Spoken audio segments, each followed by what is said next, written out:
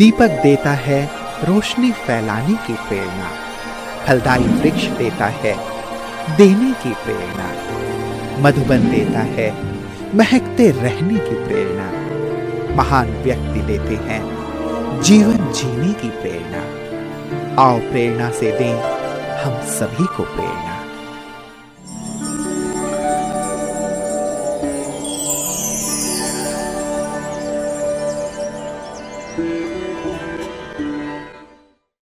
चिनावल भारत के महाराष्ट्र राज्य के जलगांव जिले में सतपुड़ा पर्वतमाला की तलहटी में स्थित एक गांव है।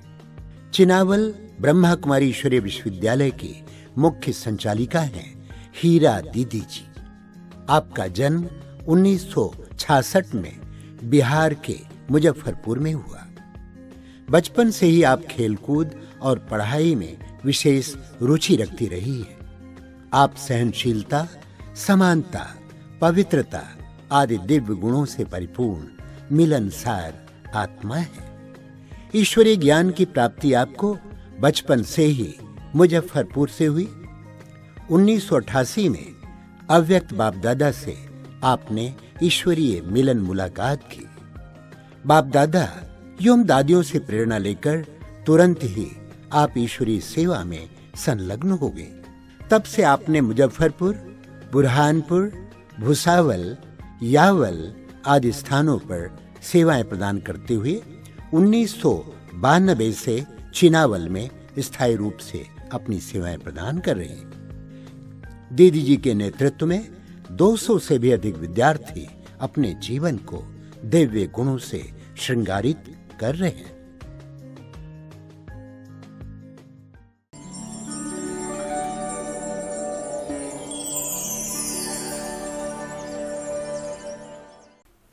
बचपन से ही लेकर के मेरे पिताजी, मैं जब छोटी थी तब से लेकर के उनको ज्ञान मिला।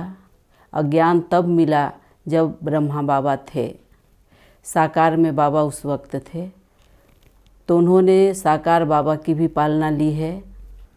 और बाबा की पालना लेने के कारण उनके अंदर बहुत ही उमंग, उत्साह हमेशा बना रहता था।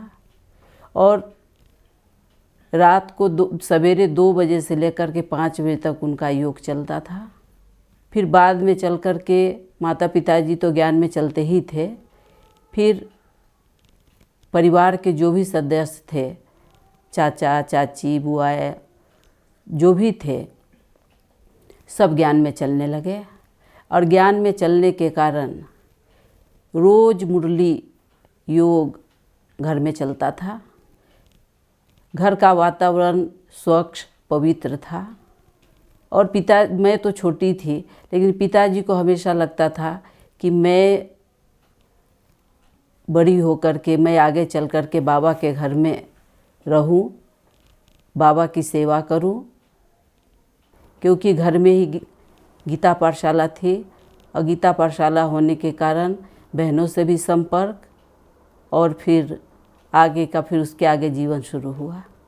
मैं करीब एक बार पिताजी के साथ सेंटर गई हुई थी, तो वहाँ पर मुजफ्फरपुर सेंटर पे रानी दीदी रहते हैं।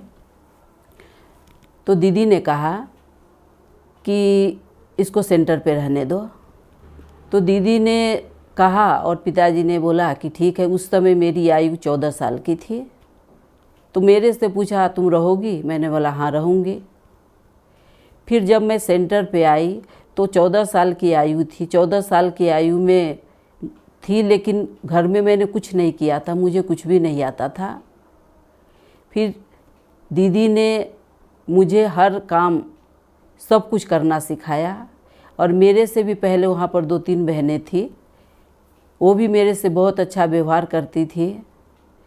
और दीदी जो थे एक योग्य, आदर्श और गुणवान ब्रह्मा कुमारी।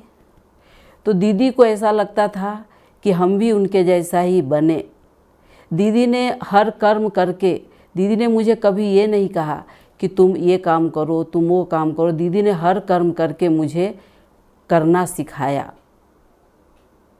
और बचपन से लेकर के मुझे सीखने का शौक़ था। और जैसे कि दीदी को था कि कोई भी काम एक्यूरेट होना चाहिए, अच्छा होना चाहिए, तो मुझे भी ऐसा लगता था कि मैं भी एक्यूरेट और अच्छा काम करूं, जैसा दीदी चाहती है। क्योंकि बाप दादा तो अव्यक्त है, लेकिन साकार पालना सबसे पहले मुझे उनसे मिले, इसलिए सबसे पहला गुरु हमारे लिए रानी दीदी है।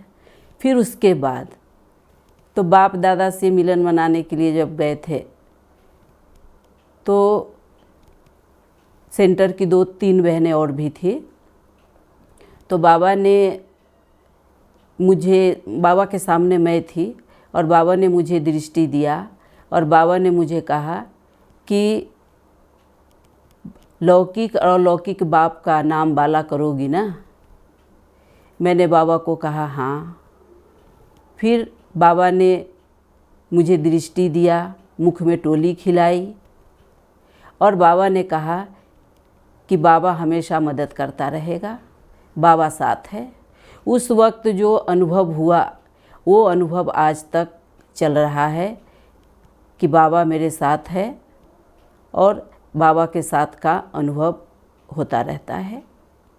टीचर बनने की प्रेरणा बहनों को देखकर, दीदी को देखकर मुझे मिला, क्योंकि उनके जीवन को देख कर के ऐसा लगता था कि बस सचमुच अपने जीवन को ऐसा हमें बनाना चाहिए, कितना इनका आदर्श जीवन है।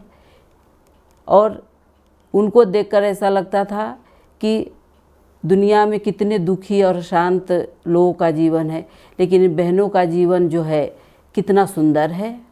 और ये सुंदर जीवन हमें भी बनाना चाहिए और अपना जीवन जो है बाबा की सेवा में संपूर्ण अर्पित करना चाहिए।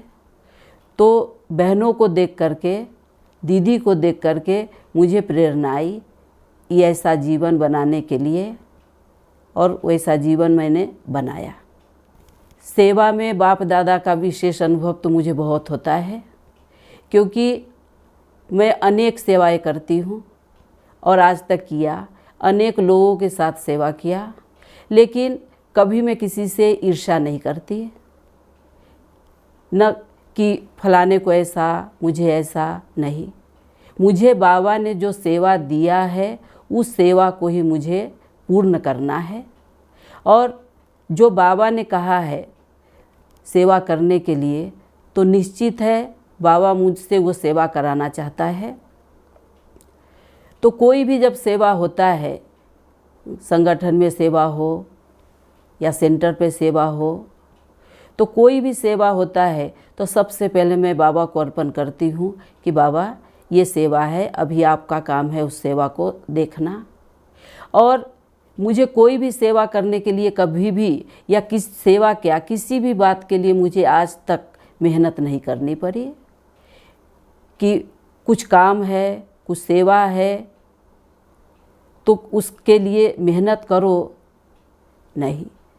बाबा जैसे कि हर वक्त संकल्प करने के पहले बाबा जैसे वो कार्य पूरा करा देता है, सोचना भी नहीं पड़ता है। इसलिए हमेशा ये लगता है कि जो बाबा ने वरदान दिया था वो वरदान अभी भी हमारे साथ है और हर कार्य सहज रूप से होता है, कोई भी बात की चिंता नहीं होती है,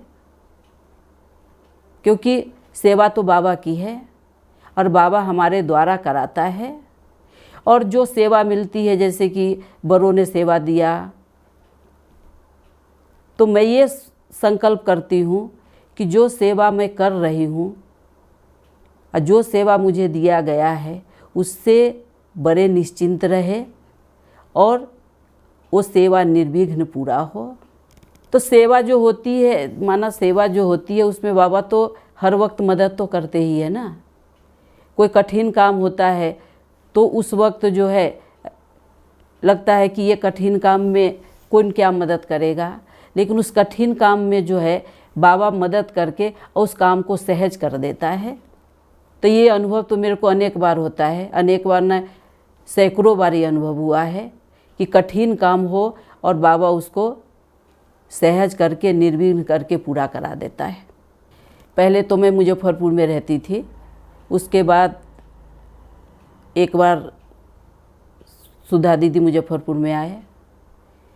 तो दीदी आए वहाँ पर, तो दीदी ने कहा मुझे बुरहानपुर चलोगी? तो मैंने कहा हाँ चलूँगी, क्योंकि शरीर से भी कमज़ोर थी, मैं बहुत बीमार रहती थी। तो मुझे लगा कि चलो जा कर के थोड़ा वातावरण बदल जाएगा, फिर अपन वापस आ जाएंगे।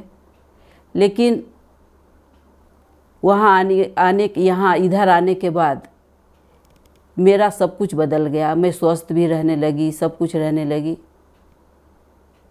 फिर इधर थोड़ा समय ही हुआ था तो लौकिक वालों ने कहा कि दीदी जी को कि इसका समर्पण करना है। तो वो साल में 108 कन्याओं का समर्पण था, उसी साल मुझे भी करना था।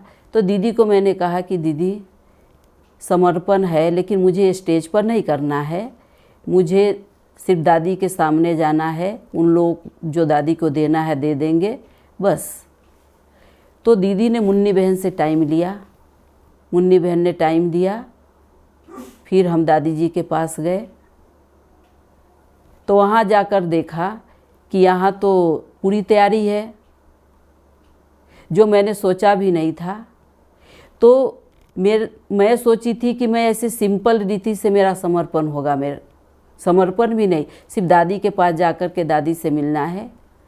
लेकिन वहाँ जाकर के मुन्नी बहन ने मुझे फटाफट तैयार किया और दादी के सामने बैठाया, और दादी जी ने इतना प्रेम से व्यवहार किया, इतना प्रेम से दृष्टि दिया। करीब हम दादी जी के सामने 1-1.5 घंटा रहे। तो दादी जी के साथ जो अनुभव हुआ, जैसे जीवन में ऐसा होता है कि कभी कभी जो ऐसा अनुभव होता है जो कभी भूलता नहीं है, तो दादी जी के साथ इतनी गहराई से इतना अच्छा अनुभव हुआ जो हम कभी भूल भी नहीं सकते हैं।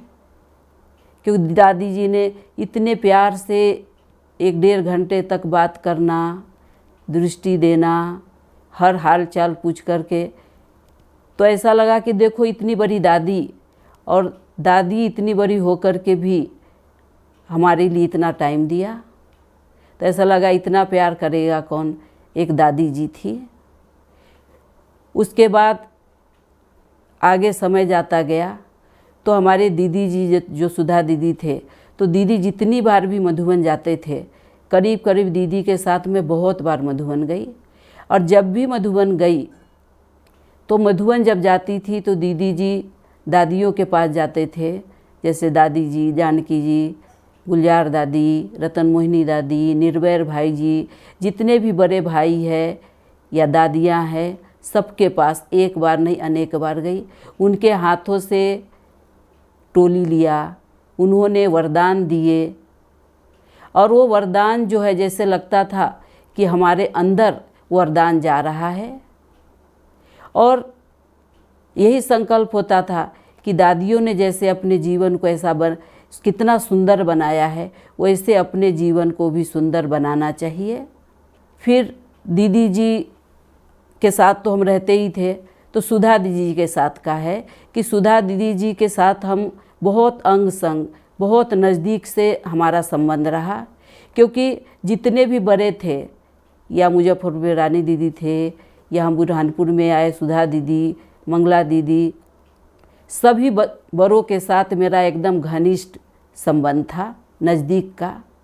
दीदी के साथ बहुत कहीं भी जाना आना, दीदी के साथ रहना, तो उसका अनुभव तो अलग ही था। दीदी जी दूसरे का ख्याल, अपना ख्याल न करके दूसरे का ख्याल रखती थी, सभी को संतुष्ट करती थी। तो उनसे हमें यही शिक्षा मिलता था कि देखो दीदी इतना त्याग करती है, तो वो त्याग हमें भी अपने जीवन में धारण करना चाहिए, अपने जीवन को इतना महान बनाना चाहिए। उसके बाद दीदी के बाद मंगला दीदी को जिम्मेवारी मिली बुरहानपुर सब जोन की। तो मंगला दीदी ने कभी भी, उन्होंने ये महसूस नहीं होने दिया कि दीदी नहीं है। उन्होंने हमेशा ही कुछ भी हो, कोई परिस्थिति आए, कर्म भोग आए, कोई भी बात हो, वो हमेशा हमारे साथ खड़े रहे और खड़े रहते हैं, कभी भी फील नहीं होने देते हैं। तो इन सभी दीदियों का बहुत बड़ा योगदान है हमारे जीवन को ऐसा बनाने के लिए, जिनका हम एहसान कभी भी भूल नहीं सकते। चिनावल सेवा केंद्र के द्वारा अनेक सेवाएं हुई है, जैसे रैली है, और हर साल हम बहुत धूमधाम से शिवरात्रि करते हैं। नवरात्रि का प्रोग्राम हम धूमधाम से करते हैं, जन्माष्टमी करते, और महिला दिवस। इधर विशेष एक प्रोग्राम होता है हल्दी कुकू का, जो महिलाओं का प्रोग्राम रहता है। तो ये सारे प्रोग्राम जो है चलते रहते हैं। और यहाँ सबसे बड़ी बात है कि हर महीने ब्रह्मा भोजन होता है, जिसमें बहुत सेवाएं होती है। दूसरा, इस गांव में कहाँ भी कोई भी शरीर छोड़ता है तो यहाँ पर उनका भोग लगता है, क्योंकि हर एक को ये लगता है कि यहाँ भोग लगाने से उस आत्मा की मुक्ति मिलती है।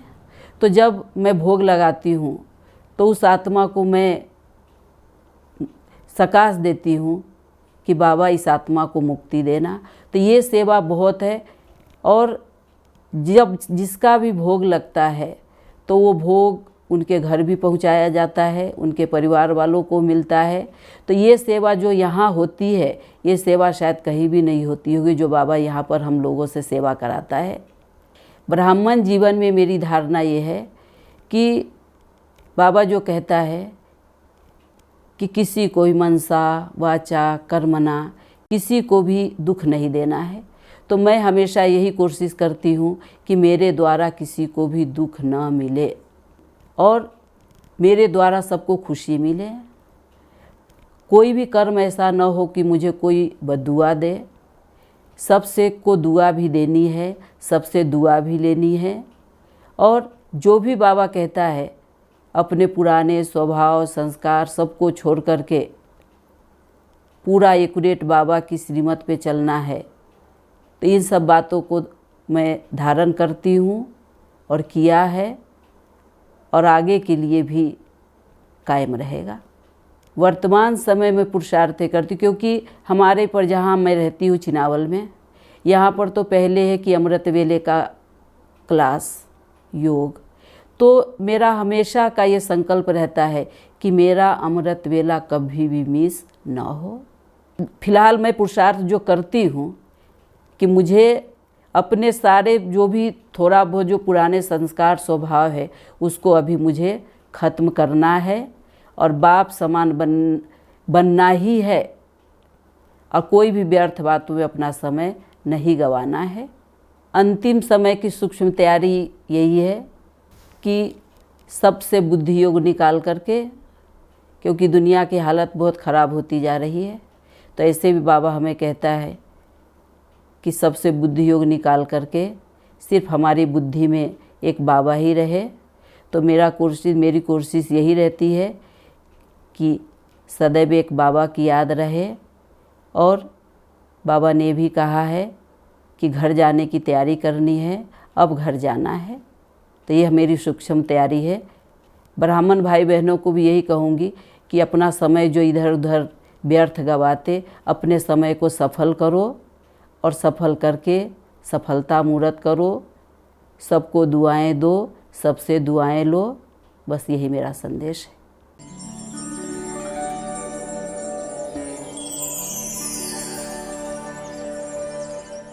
हमारी बचपन से हीरा दीदी ने बहुत अच्छी पालना की।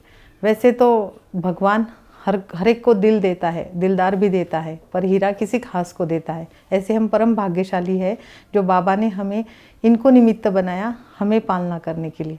वैसे उनमें सारी खूबियाँ है, सारे दिव्य गुण है, विशेषताएं है, पर हमें ज़्यादा अट्रैक्ट करती है उनकी खाना बनाने की कला। छोटे छोटे कामों में भी, मतलब भोग हो, ब्रह्मा भोजन हो, तो अलग अलग विशेष व्यंजन बनाकर वो हमें अन्नपूर्णा देवी बनकर तृप्त कराती है।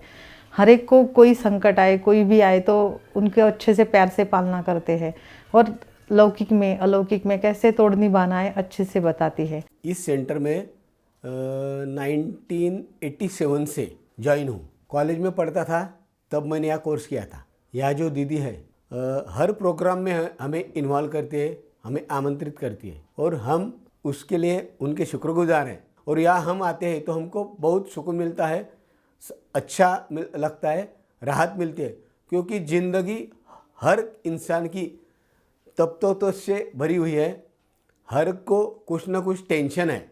यहाँ आते हैं तो सब टेंशन फ्री होके घर को जाते हैं और आनंद से रहते हैं। दीदी स्पष्ट वक्ता है, अंदर एक बाहर दूसरा ऐसा नहीं, जो है वो दीदी जी स्पष्ट सामने बताएंगे। जब भी मेरे ऊपर कोई परिस्थिति या समस्या आती है, अगर मैं दीदी को समाचार सुनाती हूँ तो दीदी सबसे पहले मुझे बताते हैं कि मेरी कोई कमी है क्या, मेरी कोई गलती है क्या उसमें, और फिर मेरे को स्पष्ट बताएंगे कि तुमने ये गलती की। उसके बाद दीदी मुझे बताते हैं कि उस परिस्थिति को मुझे कैसे और किस तरह से कैसे पार करना है। तो दीदी गाइड करते हैं, गाइड करने के बाद नहीं बंद करेंगे, लेकिन बार बार मुझे पूछताछ करेंगे, अभी क्या हुआ, कैसे हुआ, और मुझे हिम्मत देते रहते हैं। जब तक वो परिस्थिति मेरे से पार नहीं होती तब तक मुझे हिम्मत देते रहेंगे। तो दीदी में मैंने देखा लव एंड लॉ का भी बैलेंस है। हमारी दीदी देवी गुणों की खान है। उनका स्वभाव बहुत ही प्यारा मिलनसार का है। बड़े होते हुए भी हमारे में मिलजुल के रहते हैं और न्यारा होकर बड़ेपन का ओधा भी दिखाते हैं। हमारी पालना बहुत बहुत प्यार से करते हैं। टोली बनाने में तो बहुत ही माहिर है।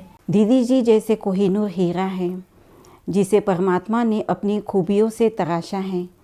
जैसे एक हीरे को अगर धूप में रख दिया जाए तो वो गर्म हो जाता है, ठंडा हो जाता है, उसी तरह दीदी जी के अंदर भी हमने विशेषताएं देखी है कि वो बहुत ही शीतल है, नम्र है, और हर परिस्थिति को वो बहुत ही अच्छी रीति से हैंडल करते हैं और उसका समाधान निकालते हैं।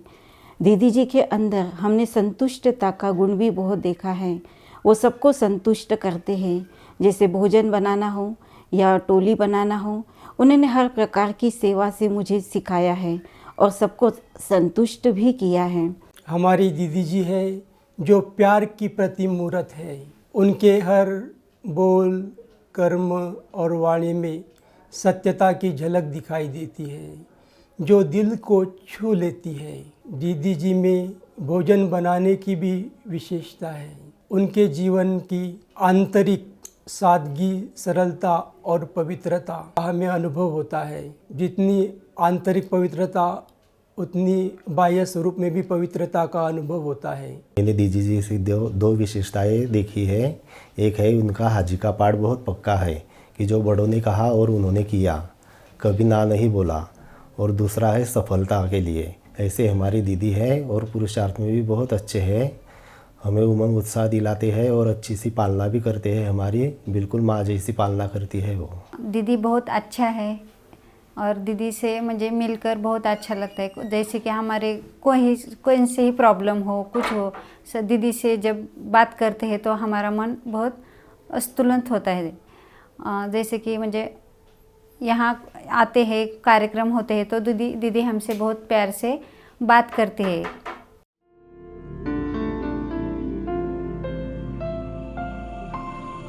नैनों से छलके प्यारो बाबा, नैनों से छलके प्यार, पाए है सुख संसार बाबा, पाए है सुख संसार।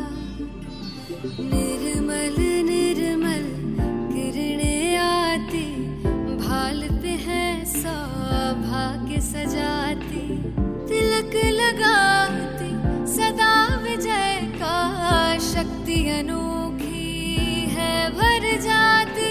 प्यार से रहे निहारो बाबा, प्यार से रहे निहार। नैनों से छलके प्यारो बाबा, नैनों से छलके प्यार, पाए है सुख संसारो बाबा, पाए है सुख संसार।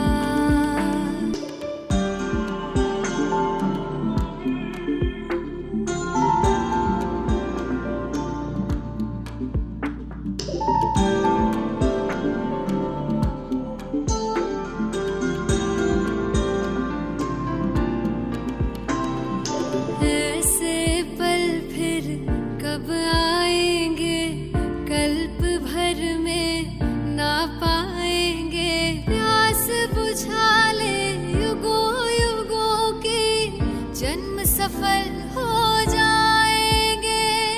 कितने किए